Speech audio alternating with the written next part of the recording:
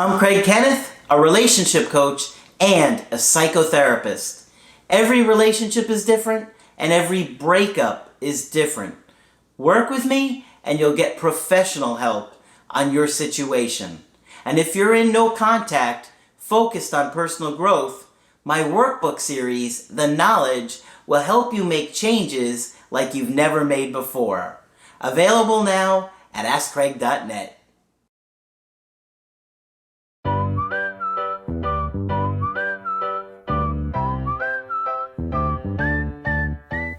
Hi there, I'm Coach Craig Kenneth. I'm Coach Margaret. And I'm Coach Victoria. Today we're going to be talking about in shock after my breakup. Mm-hmm. So before we begin, I did want to say that I am now available for coaching alongside Coach Craig and Coach Margaret. So if you'd like to book a session, just go on the website and click on our names at the top and we will speak with you. Very fast and easy to do, and we make it nice and simple because we know you're filled with lots of anxiety. Yeah. Mm-hmm. And I can tell you, you're probably going to feel a lot better once you just sign up and have the plan to talk with us. Because breakups really are incredibly overwhelming. Yeah. And you've been very generous about sharing your experience. Yeah. We thank you for that. You know, many of you are in complete shock that someone ended your relationship. Maybe you were in a situation where you had some problems, but you never thought they would leave. Right. Or maybe you're in a situation where you thought, I can't believe that they just walked away. And when that happens, it really devastates you Absolutely. to your core. If you don't see it coming, it's even more of a jolt. Yeah, it really shakes you to your core. That Absolutely. abandonment Yep. is so overwhelmingly painful that you just can't shut it off. You can't stop thinking about it. Right. You can't stop obsessing about it, trying to figure it out. And, you know, your whole life feels like it's changed in an instant. Yeah. Where the person who you've made your priority probably most days is now not even there. Mm-hmm. And you're just like, I don't even understand how that happened. I don't even understand why that happened. I just had a call with a guy today. He's got a great story from a previous breakup that I wish I could tell you guys. Yeah. He's got to write me up a little something. But let's just say his ex left him for an extremely famous actor. Oh. Extremely famous, okay? Like probably one of the top 5 actors in the world, right? And after they broke up, she went back to him. Wow. Yeah, and now she wants him back, but he wants the girl back that he just broke up with. Wow. And if you guys knew who this actor was, you'd be like, I want to hear that story. Believe me. So he is absolutely shocked because this girl and him were great. And literally the week before, she says to him, I just want you to know you're going to be the guy I'm going to marry. And then breaks up with him. Wow. And then some avoidant part of her said, oh my God, what have I said? Mm-hmm. Right? And broke up with him a week later. Wow. And he was just completely shocked. Mm-hmm. Now, because he had this other breakup that I had mentioned, he's been a fan of the channel for years, so he handled it very, very well. Good. But, man, it's so hard to be in that situation because he thought it was going so well with this new girl, and he had done a lot of work, but he was just left shocked. Yeah, and I think there's a shock in seeing your ex turn into a totally different person. When That's you're true. used to them being warm and affectionate and suddenly they're not, Yep. that can be shocking, jolting. Absolutely. Because they're often doing a lot of things they would have never done before. Yeah, yeah. So first, you're probably in that state of emotional shock, and your reality is probably distorted beyond belief. A part of you might still be in denial, where it's hard to believe this is actually happening. I know many of you have dreams, waking up in cold sweats, dreams that you're still together, dreams of the breakup happening again, many different odd dreams that can happen. You're causing me flashbacks right now. Yeah, it does happen. It's terrible. There were some dreams that I had, I remember telling you years ago, that still I can Yeah. think about and pull it up in my Yep. consciousness Mm-hmm. immediately. Well, I mean, every level of your being, including your unconscious, comes to work on this because this is huge stuff. Mm-hmm. Yep. Right. And it's really the first step of grief. And I don't want to underestimate that because this is a major loss. You also could be having difficulty concentrating on anything. So this can be very difficult, especially if you have work the next day and practical needs that need to be met. And so it can be very difficult to just do daily tasks. So this is part of that shock of going through a breakup. Yeah, because it seems like your thoughts always just take you back to the breakup. It's hard to even think about anything else, even for a few minutes sometimes. Or even seconds. Yeah. You just can't turn it off. It's just horrible. And you're also in this state where almost everything is triggering to you. I mean, we live in a society that glamorizes love, romance, sex. So everywhere you look, there's probably some sort of reminder of your ex. Yes, of couplehood. Yeah. Absolutely, yeah. You're probably depressed, and you're probably experiencing a lot of symptoms of depression and feelings like it's hopeless, I'm never going to hear from them again. You probably feel like you're never going to be happy again, and the things that you did enjoy don't even bring you any happiness anymore. And I can't tell you how many times people will say to me, you know, I used to do like this, and I used to do that hobby. I don't care about any of it anymore. I don't care about my business anymore. I don't care what happens. None of that is as important as that relationship, and I'm just seeing it now. Right. So every day can just feel so overwhelming, just going to work and getting through the day and staying focused on things that you need to do. Getting through the day is really first aid. Yeah. What are you going to do to get through this day and tomorrow? Right. Yeah. And it feels like it's going to be forever. When you're in that state of emotional shock, your perception of time is completely off. That's a very important point that most people forget. It does play with your sense of time. And you can easily remember the time you got lost from your mother at the mall and stuff like that. All kinds of things can come up. Yeah. It's like just a few minutes can kind of feel like a whole day. Yeah. Or a few hours just feels like a whole day. Right. And it just, time goes by so slowly when you're just waiting for that person to return. Yeah, somebody had said to me recently that it feels like the days go by slow, but the weeks go by fast. And that makes a lot of sense to me. But in any crisis, your sense of time tends to be off. So you're not going crazy. You're not losing it. Yeah. It's normal. And the other thing you have to understand is that your body is going through chemical reactions and changes. And the body releases all kinds of chemicals inside that is trying to give you adrenaline and help you have the energy to find that person. So you can go get this person back. We have a primitive adrenaline flow to try and get this person back. That's what Mother Nature tells us to do. And so I think your body is releasing a lot of chemicals, stress hormones that are causing you just to feel miserable, right? On top of everything, it's causing you to kind of keep going back to these obsessive thoughts. And I think, particularly for the people that have had attachment trauma, Oh, any attachment trauma. that it's like going to bring you right back to that time. Absolutely. Eating is a big issue.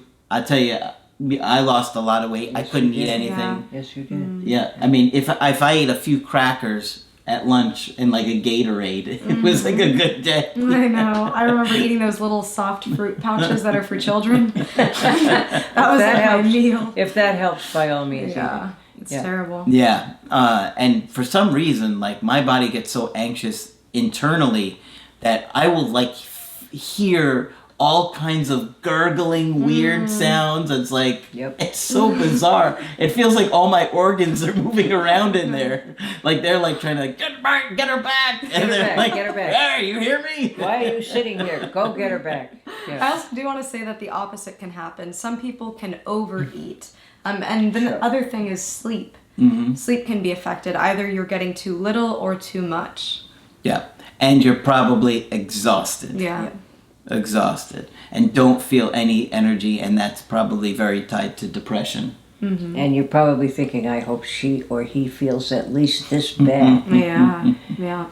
And you can also expect to see some of the opposite, where sometimes you feel an overwhelming amount of energy. It's almost like the breakup sends you into this manic-like state. And I think that goes back to what you were saying, Margaret, about that primitive state where your body is reacting to the absence of this partner that you had. Absolutely. It's almost like if you were like about to have an accident, like you almost got hit by a car, or you almost had something drop on you, and you get that jolt of energy. Response, Right? Yeah. And you'll feel things like that. Yep, and an adrenaline rush, right? So you can get out of the way of the bulldozer heading for you. Right. Your body's natural homeostasis, its normal level of functioning, is completely disrupted. So your body is in this immense state of stress, which causes it to have all of these different symptoms that we did talk about. So where do we begin in trying to manage all of these symptoms? The difficulty with daily tasks, difficulty concentrating, eating, sleeping, racing thoughts. The very first step is to be kind to your body. We want to focus on the most important parts of functioning, eating and sleeping first. So we do have a couple tips for you that can help you just manage this state of emotional shock. You know, Margaret, you taught me this many, many years ago. It's so important to sleep and to get rest, because when you don't, the anxiety comes up the anxiety easy. gets that much more, For some reason, when you're tired, the anxiety creeps up much easier within your body. And so you have to get a lot of rest to manage that anxiety. It's like it takes energy to... absolutely. It takes energy to manage. Yeah. So that's number one. Be good to your body. I like that. Yeah. And get sleep as much as possible. And even though things might feel like they're out of control right now and things are out of your hands, remember that there are some things that you can control. So there are things that you can actively do to help increase your appetite. Eat that extra half of that cracker. If you can, try as much as you can. This could be something as simple as watching a TV show while eating, maybe calling a friend. I remember during times that I was personally going through the breakup. I was in college and it was during lunchtime and I had nobody to eat with. I remember sitting at a random table with a random group of friends and just starting conversation with them because I was so anxious and I could not bring myself to even swallow food because my brain was constantly thinking about the breakup. So do whatever you can do to just get your mind off of the relationship for the amount of time that you're going to eat, if possible. Yeah. This could also be what we talked about before, eating soft foods, anything that's easy to digest. You really want to treat your body as if you have the flu or as if you're sick. Because really your body is under that immense state of stress that essentially, yes, it's difficult for your body to consume and to function normally. And getting back to sleep, because it is so important. Do whatever you can. You know, people always say, I listen to the videos all night long. We have a playlist called Listen While You Sleep. Just put it on. Every night, just put on Listen While You Sleep. You'll hear our voices. It will start to calm you down, and it'll help soothe you. And so many people report that it works for them. All the time. We're delighted. We didn't anticipate that. No, we didn't. It was just something that people kept telling me more and more over the years. It calms us down, people say. And that's why I created the playlist. So that will help you a lot.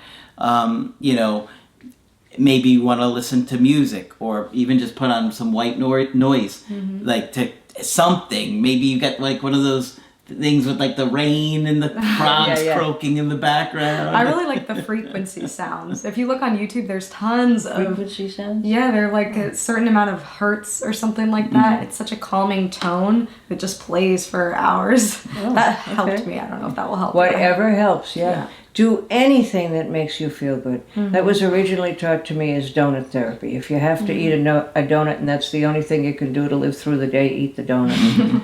Take a nap if you can. Yeah. Those are very helpful. Again, remember that anxiety comes up, and when your body's well rested, it's a lot easier to manage it. And these are all tasks that come under the heading of self-soothing. All right, and remember, you're going to be nice to yourself during this period. Try and spend time with friends and family so you don't feel alone. Be careful, of course, with the advice, but it's nice to just have their presence and maybe do some things with them. And just have some company. And if you do have really close friends that you trust, if you're able to spend a couple days at their house, if you're able to go on vacation together somewhere for a couple days, if being with somebody physically helps you sleep, do that. And don't be afraid to ask those close people in your life for that extra support. That's why they're there. And hopefully, you do have those supportive figures. Yeah. And you'll have some people who are saying, I shouldn't be this upset. I should be over this. They told me just to move on. That's what I should be doing, etc., etc. It's not weak. It's not anything to be embarrassed about. It's normal human feelings. That's right. It is normal. So do whatever you can, one day at a time, one step at a time, one thing at a time, and just focus on trying to move forward in the sense, like, if you have an activity or responsibility, try and get that done and just make that your focus. Right. You know, and that can help you manage as you not get overwhelmed by all the things you have to do. Just focus on certain things that you have to do. You know, it's challenging when you're constantly reminded by your ex. Right. So maybe some of you may want to take down pictures or put away items. I've had people that say, oh, their stuff is still at my house. What do I do? Yeah. And that's like, you know, maybe you say, all right, put all their stuff in a box away in the garage until they're ready to contact you, depending upon what's going on. Yeah. But, you know, maybe trying to remove some of the ways that they may be intruding on your life. Yeah, Pictures, social media, stuff like that. those triggers, and it can be incredibly difficult just to gather their belongings, because every belonging probably has some sort of sentimental value and can cause you to spiral again and having these feelings of shock and still an overwhelm.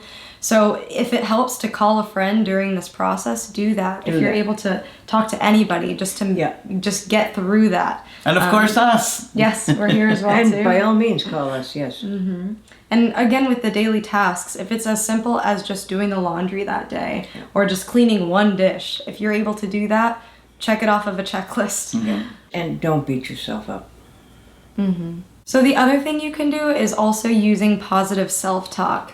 Like we mentioned earlier, many of you might be telling yourself things like, I will never be happy again, I will never feel joy again, I will never laugh as hard as I did with a partner, I will never feel as loved as I did with a partner. A lot of those thoughts are not true. It's just your body's reaction to this shock. Try to tell yourself some of the things that are true, that the world is very big, that you will find love, that there's endless possibilities, that there's lots of time left in the world for you, that you are a worthwhile person, that you are worthy to be loved, that many people do love you. There's so many positive truths that you can tell yourself and remind yourself of. So you want to take the little bit of attention span that you can control and focus that on things that you can do for yourself, things that you can reassure yourself of. And you might not even believe it at first, because your brain is probably in this battle of, I feel this way, my feelings are telling me that things aren't going to go well, my feelings are telling me that I'm not okay. But use your mental energy, if you can, to just repeat those positive messages to yourself almost as a mantra, and that can be really soothing.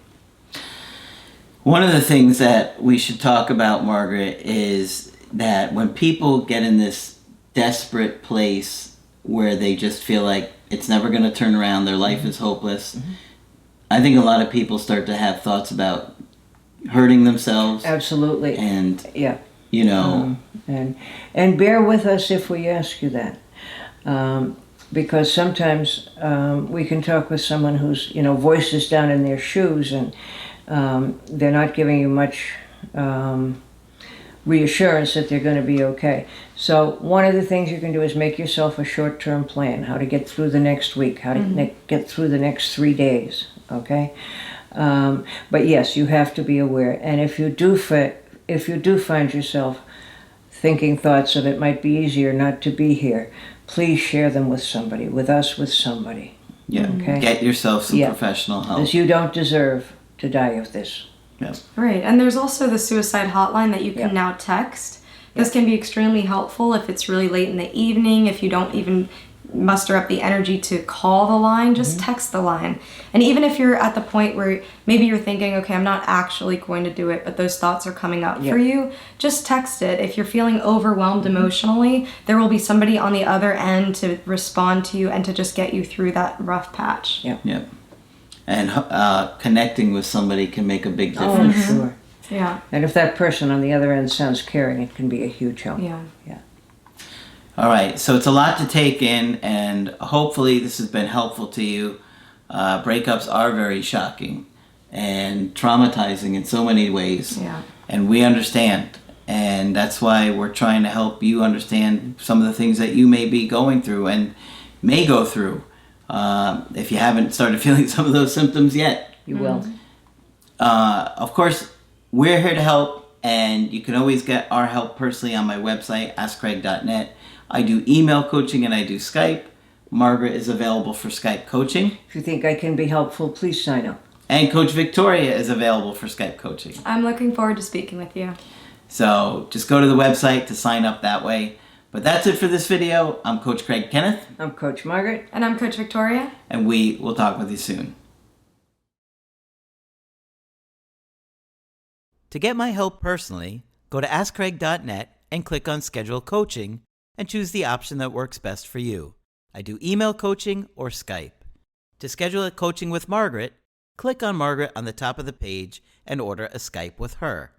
For the Knowledge Creative Healing course, click on the link at the top of the page and click Get Started Now.